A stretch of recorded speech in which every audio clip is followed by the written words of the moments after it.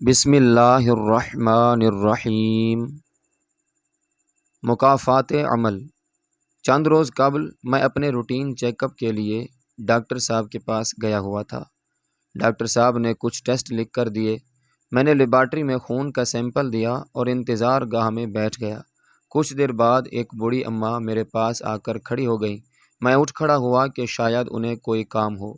وہ بولی، مولوی پتر، اس کاپی میں سے اصغر کا نمبر تو نکال دو۔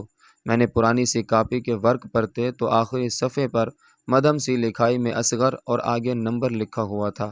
میں نے اماں جی سے پوچھا، نمبر ملا دوں، بات کروا دوں؟ وہ بہت خوش ہو گئیں اور بولی، ملا دو۔ میں نے کال ملائی، ایک کال، دوسری کال، آخر تیسری بار بھی کال ملائی، لیکن اصغر نے فون نہیں اٹھایا۔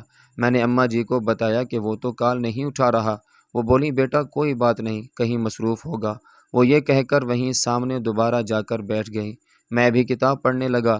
20-25 منٹ بعد میرے نمبر پر کال آئی۔ یہ وہی اصغر تھا۔ میں نے بتایا کہ ماں جی آپ سے بات کرنا چاہتی ہیں، وہ یہاں لیب میں بیٹھی ہوئی ہیں۔ وہ کچھ بولے بغیر کال کاٹ گیا۔ میں بڑا حیران ہوا۔ میں ماں جی کے پاس جا کر بیٹھ گیا اور پوچھا، کیا مسئلہ ہے؟ وہ بولی، بیٹا مکافات عمل ہے۔ میں نے کل جو کیا تھا آج وہی میرے ساتھ ہو رہا ہے۔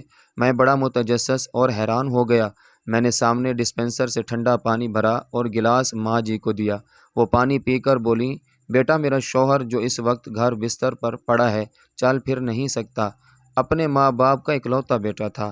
میں نے اسے اس کے والدین سے چھین لیا، لڑ جھگڑ کر یہاں شہر میں لے آئی۔ اسے کبھی والدین سے ملنے نہیں دیا۔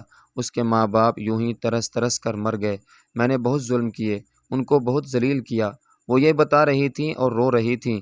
کچھ دیر خاموش رہ کر پھر بولی، بیٹا اب دیکھو مکافات عمل، آج میرا اکلوتا بیٹا ہمیں چھوڑ کر چلا گیا۔ 10 سال ہو گئے ہم نے اسے نہیں دیکھا۔ میرا فون نہیں اٹھاتا، کبھی کسی کے فون سے کال کروں تو بھی بات نہیں کرتا، لیکن میں اس سے ناراض نہیں۔ یہ مجھے میرے ظلم کی سزا ہے جو جیتے جی بھگتنا ہے۔ بس اب ایک ہی تکلیف ہے، حاجی صاحب سال بھر سے بستر سے لگ گئے ہیں، فالج کے مریض بن گئے ہیں، ٹھیک سے بول بھی نہیں پاتے، بس روتے رہتے ہیں۔ میں جانتی ہوں وہ بیٹے کی یاد میں آنسو بہاتے ہیں، کاش وہ اپنے باپ سے ہی ایک بار مل جائے۔ میں ان کی بات سن کر دم بخود تھا۔ کتنا بڑا غم تھا جو ماں جی اپنے دامن میں چھپائے ہوئے تھیں۔ میں نے ان سے پوچھا، آپ کا خرچ وغیرہ کیسے چلتا ہے؟ وہ بولی، حاجی صاحب کی پینشن آتی ہے اور میری بھی، پیسوں کے خرچ کا کوئی مسئلہ نہیں ہے۔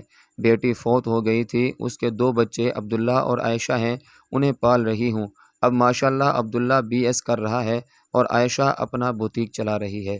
اتنی دیر میں عبداللہ آ گیا، اس نے ماں جی کو ساتھ لیا اور وہ چلے گئے۔ احباب گرامی، ظلم چاہے جس درجے کا ہو، اکثر اس کا انجام آخرت سے پہلے اس دنیا میں بھی بھگتنا پڑتا ہے۔